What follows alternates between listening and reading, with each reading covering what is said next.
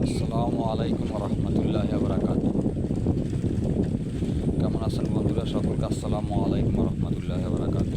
আসলে কিছু কথা বলতে চাই, যেটা হচ্ছে আসলে ফেসবুকে কাজ করতে গেলে আসলে অনেকে অনেক কথা বলবে। যাই হোক, ওইসব ধরে বসে থাকলে আর আপনি সামনে আগাইতে পারবেন না। কারো হয়তো আপনাকে ভালো লাগবে, আবার হয়তো কারো লাগবে না। সব মিলিয়ে আসলে শুরুতে যে আপনি সাকসেসফুল হবেন এমন কোনো কথা না। কষ্ট করতে হবে, লেগে থাকতে হবে। যাই হোক, তারপরেও সবাই লেগে থাকবেন, ইনশাল্লাহ সাকসেস হবেন একদিন।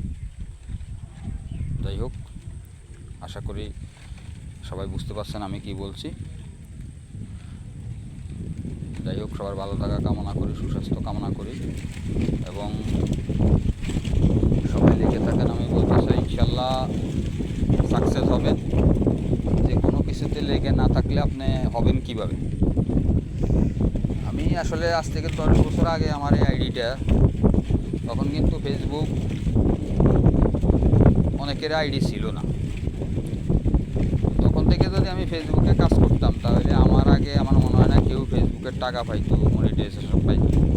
আমারও গাফিলতি ছিল, আমিও তখন অত বেশি কাজ করতে চাই না। আর এখনও আমি আসলে কোনো টাকা পয়সার আশায় কাজ করি না। আমার ভালো লাগে ফেসবুকে, তাই আমি আসি থাকি, এতটুকু।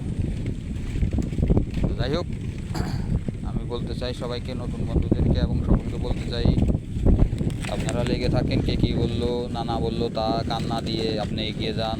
লাইক কমেন্টস অত কম হবে, কিন্তু আপনি যখন কাজ করবেন, কাজ করতে করতে ইনশাল্লাহ লাইক কমেন্টসও অভাব হবে না, কোনো কিছুর অভাব হবে না। সব মিলিয়ে লেগে থাকাটা আমি ভালো মনে করি। আর মানুষের কথা কান না দিলে সবচেয়ে ভালো। এটাই, পৃথিবীতে কারোর জন্য কারো কোনো কিছু বসে থাকে না।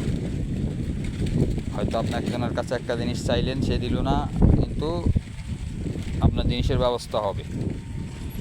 তো যাই হোক, এটাই কথা রইল। সবাই ভালো থাকবেন, শুভকামনা রইল নতুনদের প্রতি, সবার প্রতি।